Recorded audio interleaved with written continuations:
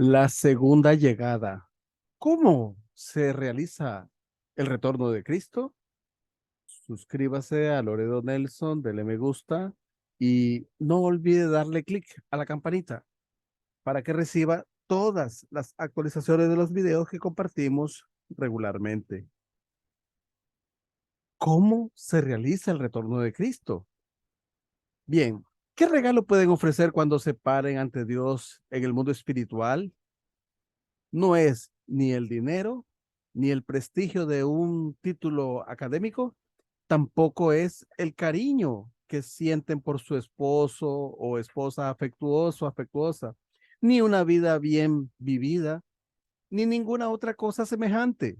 Tales cosas no pueden ser regalos. Deberían llevar su amor por Dios y su amor por el mundo a ese lugar. Eso es lo que queda. Juan 3:16 dice, porque tanto amó Dios al mundo, demostrando el hecho de que Él ama al mundo. Es por eso que envió a su Hijo unigénito. Su único Hijo es la persona que vino para amar al mundo. Por esta razón, si su fe está basada en el amor, no perecerán, serán salvados, ya que el Señor ama al mundo. Debemos amar al mundo junto con él. Entonces, respondamos esta pregunta: ¿cómo se realiza la segunda llegada del Señor?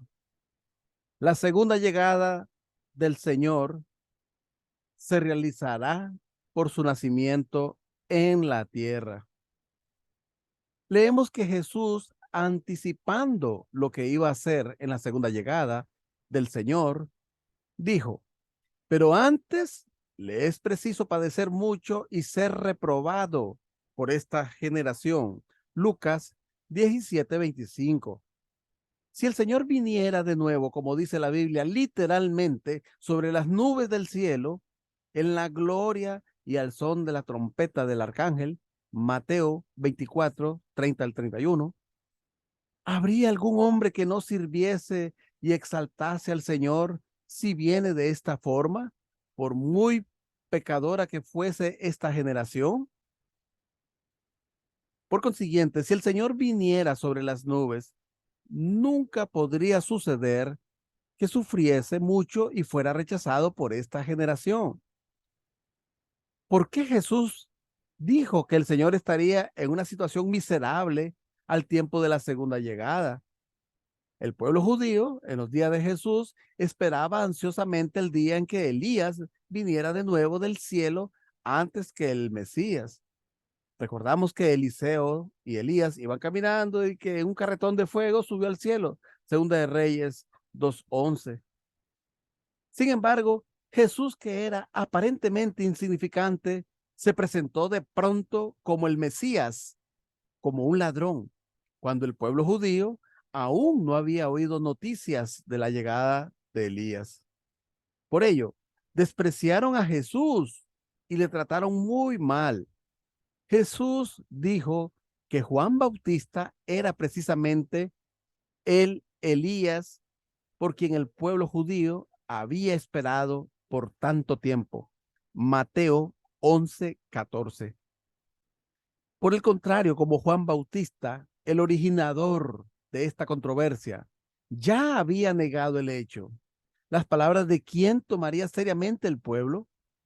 Obviamente es un problema que se definirá viendo cuál de los dos, Jesús o Juan, era más confiable a los ojos de los judíos. Examinemos entonces qué opinión tendría el pueblo judío acerca del aspecto de Jesús. Jesús era un joven falto de aprendizaje, nacido y formado en el hogar pobre y humilde de un carpintero. Mateo 13:55 al 58.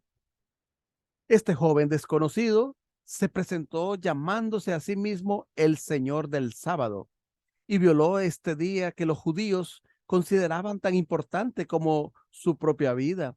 Mateo 12, del 1 al 8. Así Jesús llegó a ser conocido como alguien que transgredía la ley, que era el símbolo de la salvación para los judíos. Mateo 5:17.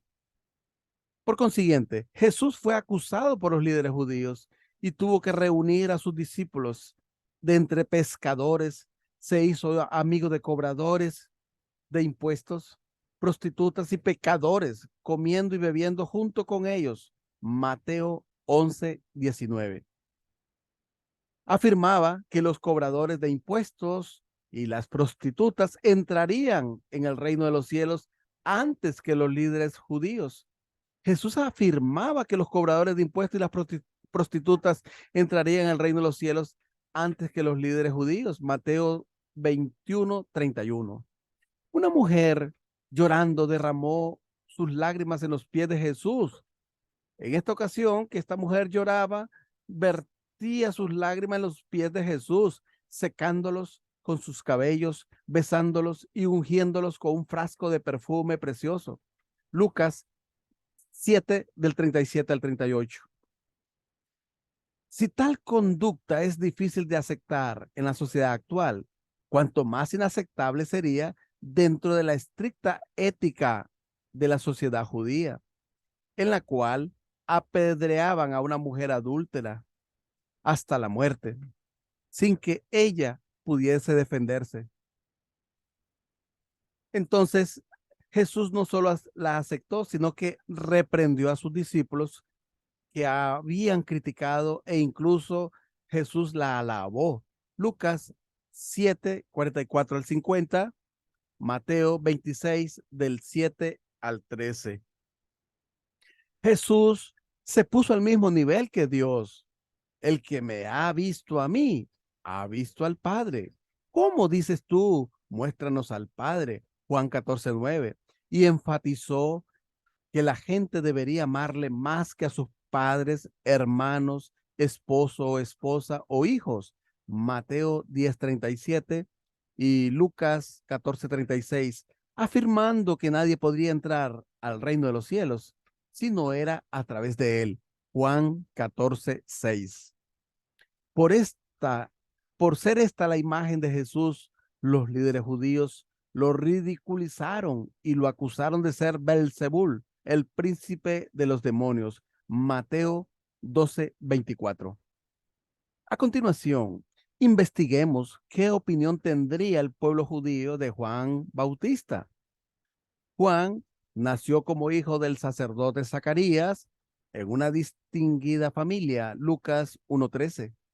Su padre, quemando incienso en el santo, vio al ángel del Señor que le anunció que su esposa concebiría un hijo.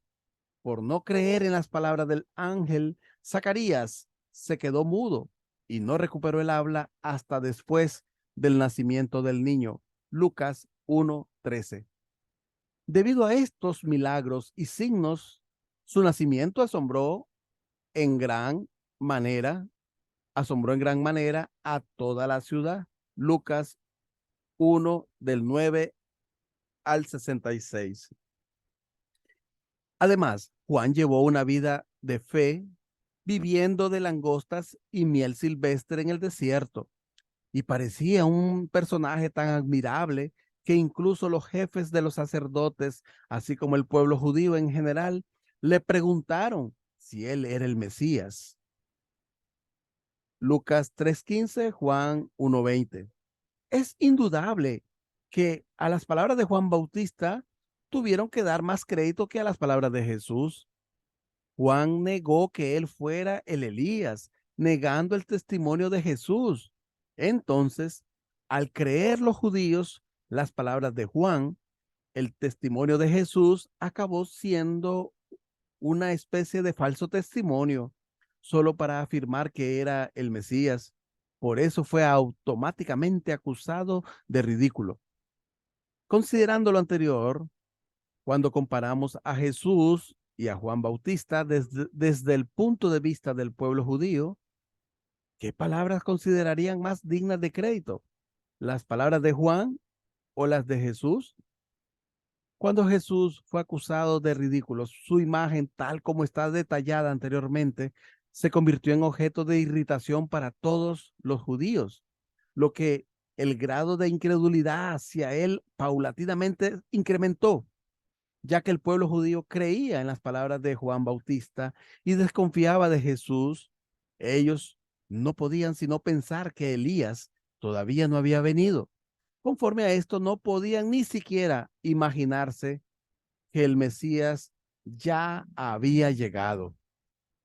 Conforme con lo que hemos visto, si los judíos se colocaban en la posición de creer en la profecía de Malaquías, al no haber venido todavía Elías, no tendrían más alternativa que rechazar a Jesús, quien se autoproclamaba Mesías.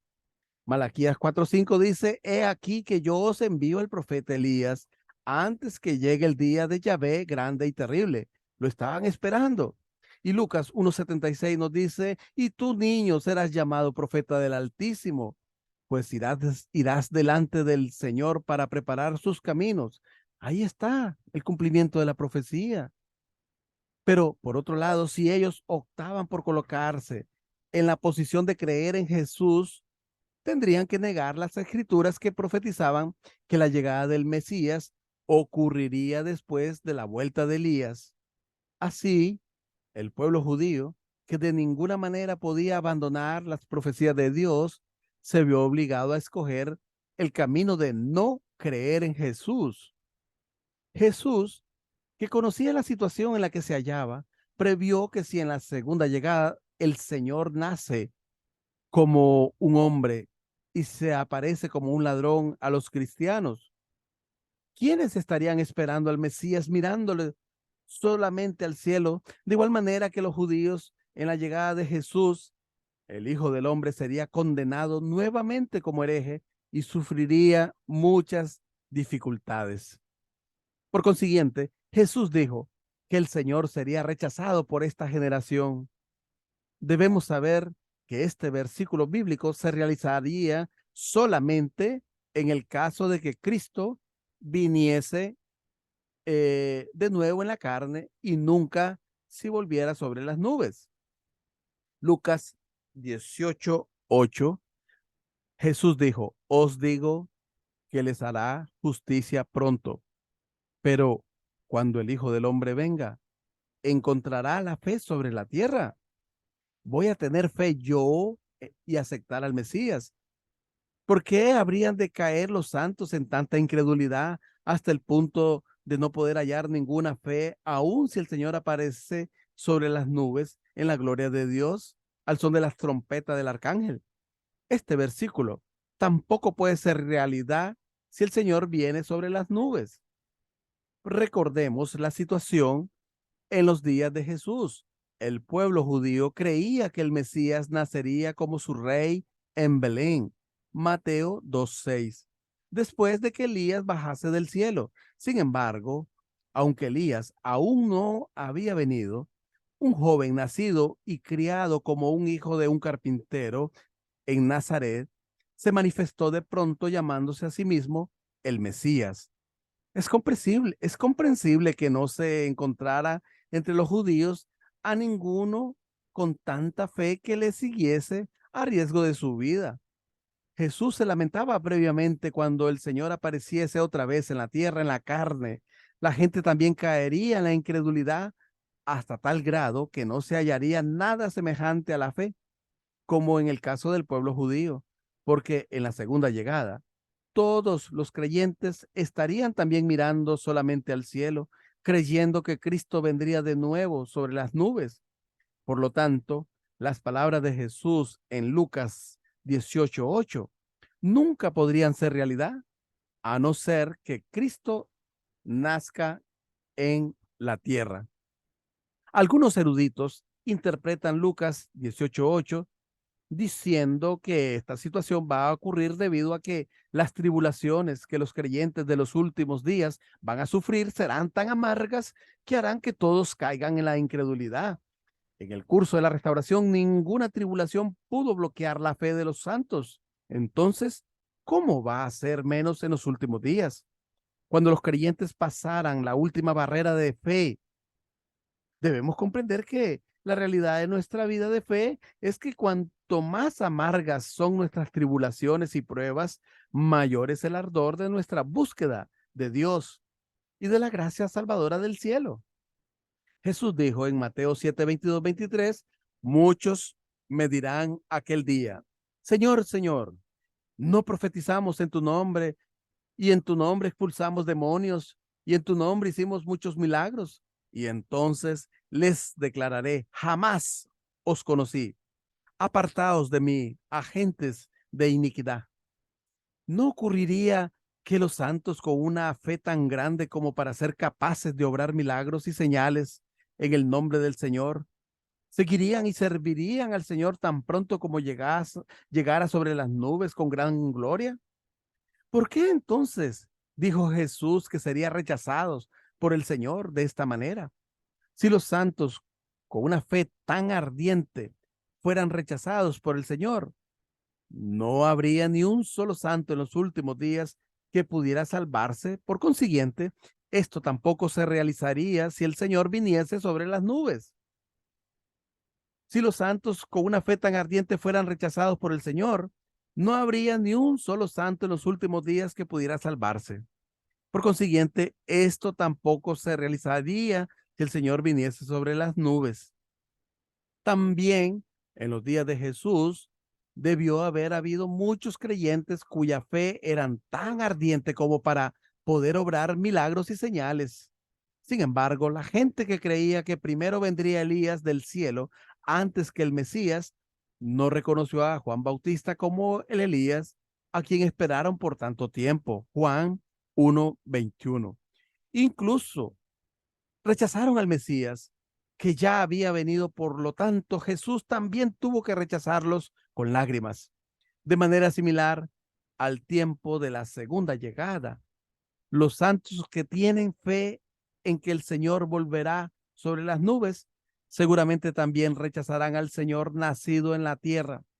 Por consiguiente, Jesús dijo que por muy ardiente que haya sido la fe de estos santos, serían rechazados por el Señor como agentes de iniquidad. Mateo 7, 22, 23.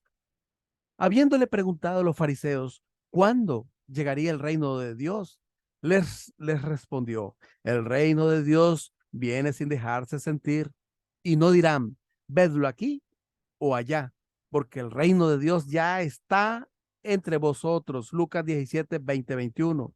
La visión de la consumación relatada en Lucas 17, 20 tampoco podría realizarse si Cristo volviese sobre las nubes.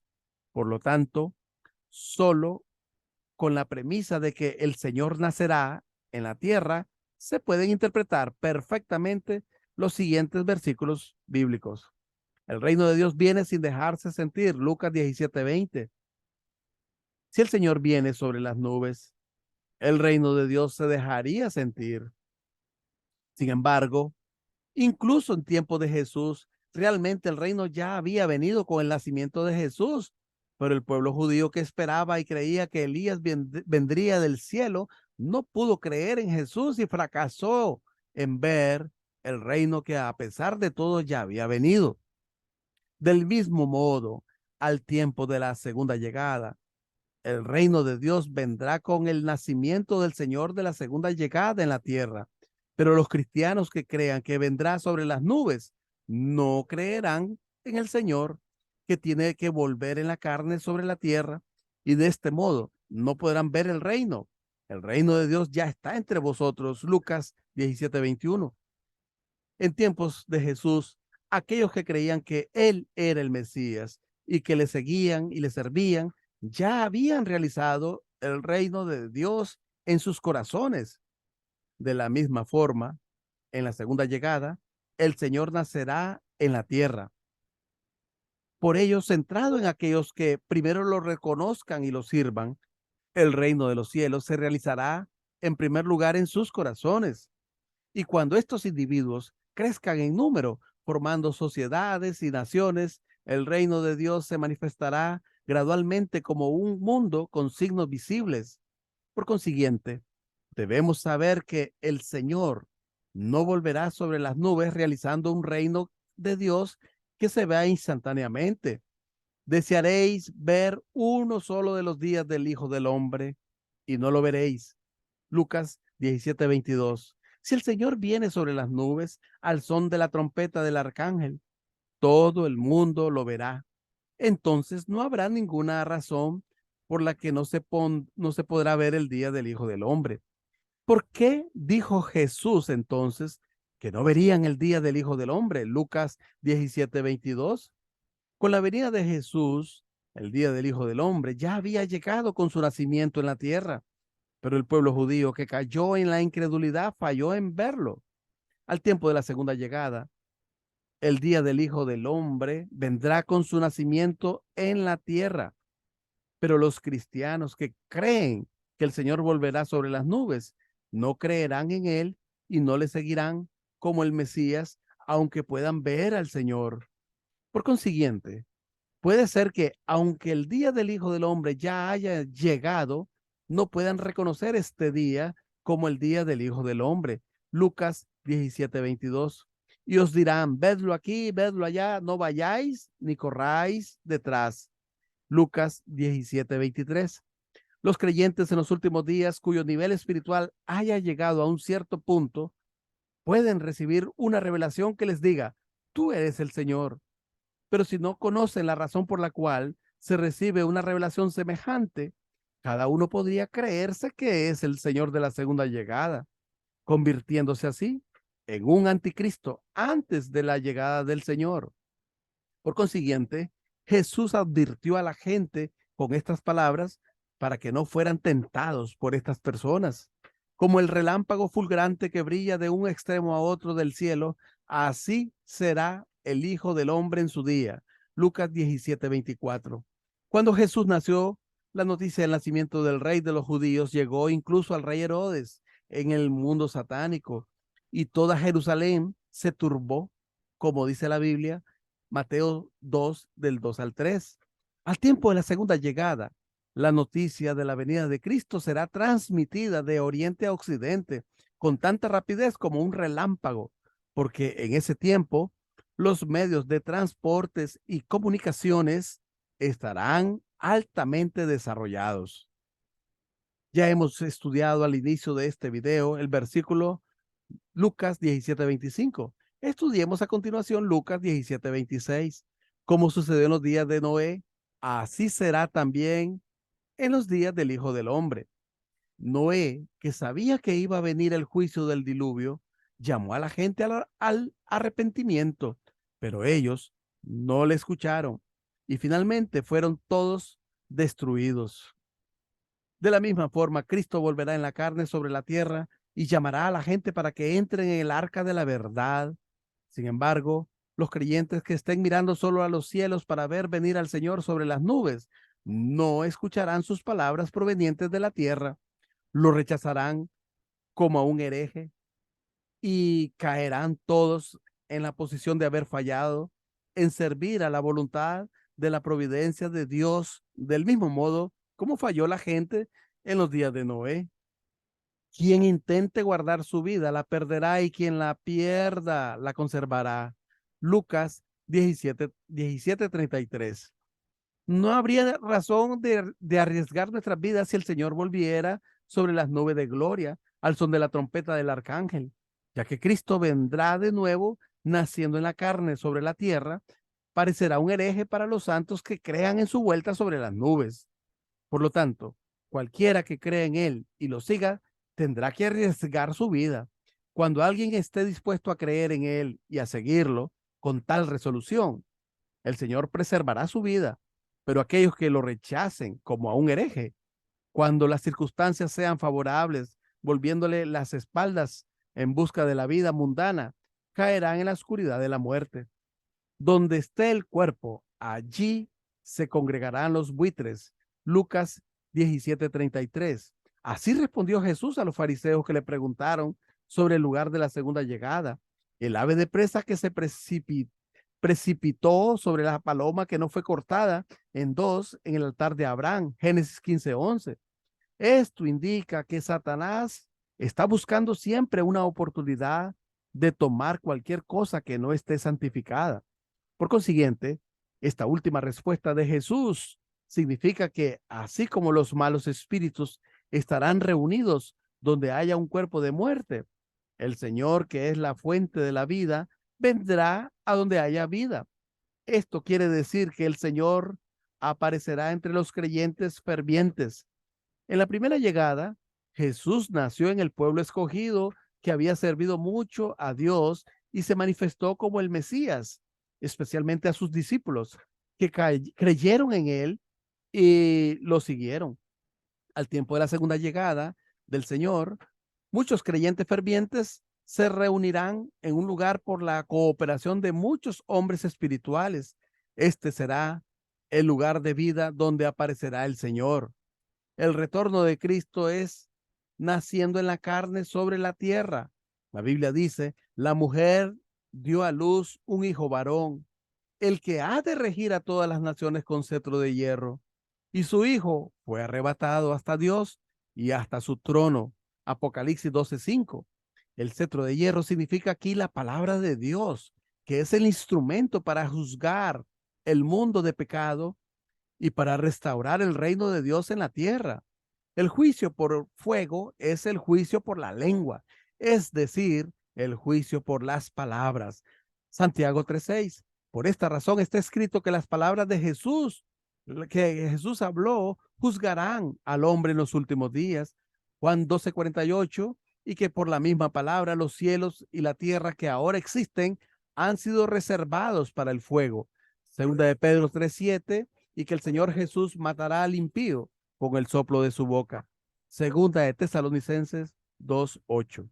El retorno de Cristo es naciendo en la carne sobre la tierra. La Biblia dice, la mujer dio a luz un hijo varón, el que ha de regir a todas las naciones con cetro de hierro. Y su hijo fue arrebatado hasta Dios y hasta su trono. Apocalipsis 12:5. Por consiguiente, el cetro de hierro es verdaderamente la vara de la boca de Jesús. Es el soplo de sus labios y la lengua o las palabras que habla Jesús. Isaías 11:4. Herirá al hombre cruel con la vara de su boca, con el soplo de sus labios. Matará al malvado. Por esto está escrito, las regirá con cetro de hierro, como se quebrantan las piezas de arcilla. Apocalipsis 2:27. Está claramente expresado que este hijo varón nace de una mujer y es arrebatado a Dios y a su trono. Entonces, ¿quién podría ser el hijo varón que nace de una mujer con la calificación para sentarse sobre el trono de Dios y que regirá a todas las naciones con las palabras de Dios? Este no puede ser nadie más que el Señor de la segunda llegada, que debe nacer en la tierra como Rey de Reyes y que realizará el reino de Dios en la tierra. Hasta el presente ha habido mucha gente que ha interpretado la mujer del versículo Apocalipsis 12:5 como la iglesia, al tratar de interpretar este versículo bíblico bajo la premisa de que Cristo vendrá sobre las nubes. No hay más remedio que interpretar a la mujer como la iglesia. El pasaje el resto de sus hijos, Apocalipsis 12:17, quiere decir aquellos que dan testimonio del Señor creyendo en Él, es decir, los creyentes en calidad de hijos adoptivos, Romanos 8:23. En cuanto a la segunda llegada del Señor, algunos eruditos creen que su segunda llegada es cuando Jesús viene a través del Espíritu Santo, Hechos 8:16-17, a vivir en nuestros corazones individuales, Juan 14:20. En este caso, ya que Jesús estaría presente en el corazón de cualquier creyente devoto desde el tiempo de la venida del Espíritu Santo en Pentecostés hasta el presente, debemos pensar que si esta es realmente la segunda llegada, entonces ya tuvo lugar en el pasado remoto, hace unos 2000 años. Algunas denominaciones cristianas creen que Jesús volverá en cuerpo espiritual. Sin embargo, inmediatamente después de su resurrección de la tumba, 3 días después de su muerte, visitó a sus discípulos, asumiendo la misma apariencia que tenía en vida, sin ninguna diferencia. Mateo 28:9. Y desde aquel momento hasta el presente ha visitado y enseñado libremente en cualquier momento a creyentes con un alto nivel espiritual. Mateo 28:9. Por consiguiente, debemos pensar que este tipo de segunda llegada en cuerpo espiritual tuvo lugar hace 2000 años. Si esta fuera la segunda llegada, no sería necesario que esperásemos ahora otra vez con ansiedad el día de la segunda llegada del Señor como el día histórico de nuestro supremo deseo. Según el hecho de que los discípulos de Jesús estaban esperando el día de la segunda llegada, aunque podían encontrarse con él en espíritu en cualquier momento, podemos comprender que no se imaginaban la segunda llegada que estaban esperando con tanto anhelo como su vuelta en un cuerpo espiritual. Apocalipsis 22:20, Jesús dijo, sí, vengo pronto, al apóstol Juan, con quien se encontraba a menudo en espíritu. Juan, que oyó esto, le respondió diciendo, amén, ven Señor Jesús. Aquí vemos que Jesús mismo expresó claramente que su venida en un cuerpo espiritual no era la segunda llegada. Y es evidente que el apóstol Juan tampoco consideró su aparición en espíritu como la segunda llegada. Por consiguiente, si la segunda llegada no es la vuelta de Jesús en un cuerpo espiritual, es un hecho innegable que Cristo debe volver en la carne, al igual que en la primera venida. Según los principios de la creación, Dios creó el mundo invisible y el mundo visible y creó al hombre con espíritu y cuerpo con el fin de que dominase los dos mundos de acuerdo a sus palabras de bendición. Debido a la caída de Adán, el hombre fracasó en gozar del dominio de estos dos mundos. Romanos 8:19 al 22, pues la ansiosa espera de la creación desea vivamente la revelación de los hijos de Dios. La creación, en efecto, fue sometida a la vanidad, no espontáneamente, sino por aquel que la sometió en la esperanza de ser liberada de la servidumbre de la corrupción para participar en la gloriosa libertad de los hijos de Dios. Pues sabemos que la creación entera gime hasta el presente y sufre dolores de parto. Por lo tanto, la creación que había perdido a su Señor esperó en lamentación la revelación de los hijos de Dios que pudiesen dominarla.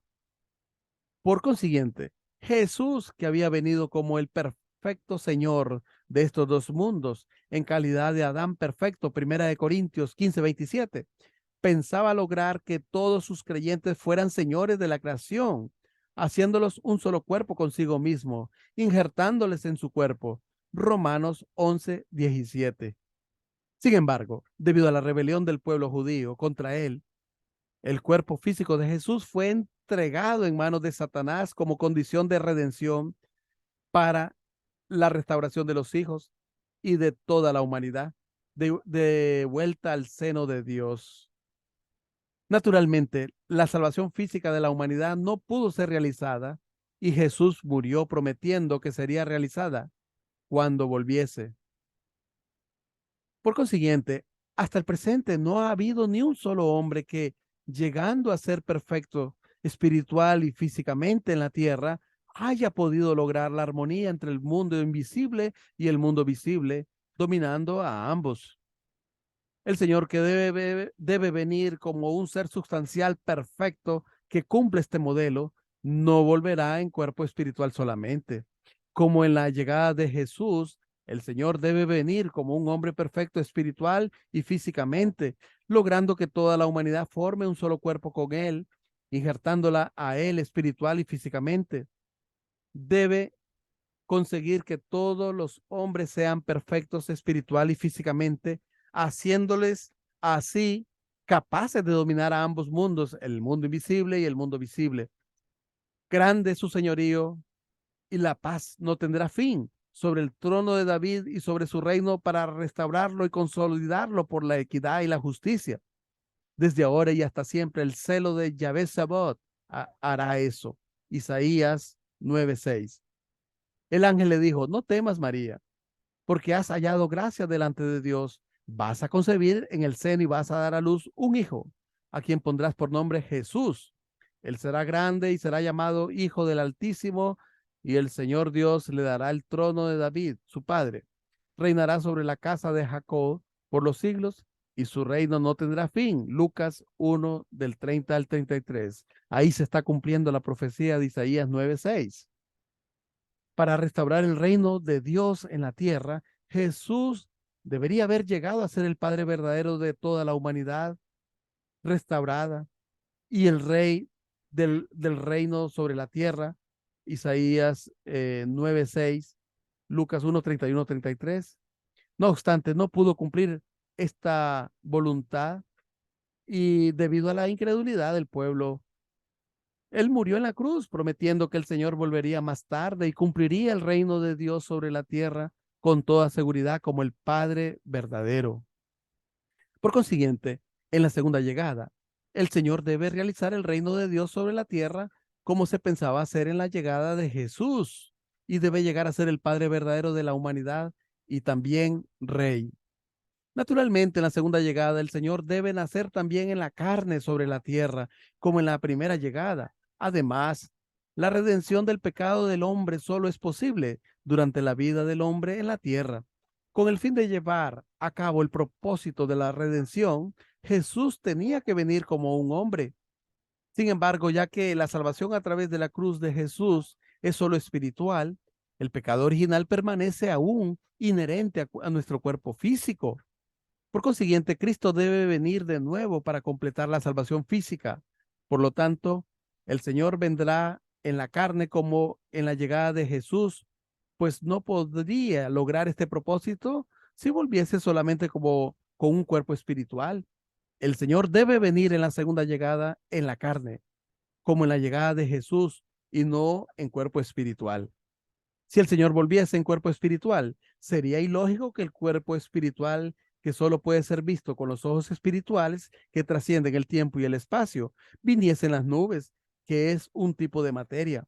Además, si la segunda llegada no se realizara en cuerpo espiritual, sino en la carne, ¿dónde ha permanecido el Señor en el aire con su cuerpo físico? ¿Y cómo puede venir sobre las nubes? A esta cuestión se podría responder diciendo qué milagro sería imposible para Dios, que es todopoderoso y omnipresente. Sin embargo, Dios no puede ignorar las leyes que Él ha establecido. Por consiguiente, Dios no necesita ni puede realizar su providencia de una manera tan fuera del principio como que Cristo viniendo de nuevo con la misma carne que la nuestra, llegara sobre las nubes después de haber aguardado en el aire en algún mundo diferente de la tierra. Basándonos en la prueba de que todo lo que hemos tratado hasta aquí, podemos admitir sin lugar a dudas que la segunda llegada se realizará por su nacimiento en la carne sobre la tierra. ¿Qué significan los pasajes bíblicos que dicen que Cristo vendrá sobre las nubes? Si la segunda llegada del Señor debe realizarse por su nacimiento en la tierra, debemos saber el significado de los pasajes bíblicos que dicen que vendrá sobre las nubes. Esto lo vamos a ver, lo vamos a analizar en el próximo video. Por lo tanto, le agradecemos su atención. Muchas gracias. Y como siempre decimos, este tema es muy importante. Comparta, comparta que este tema es muy importante. Comparta.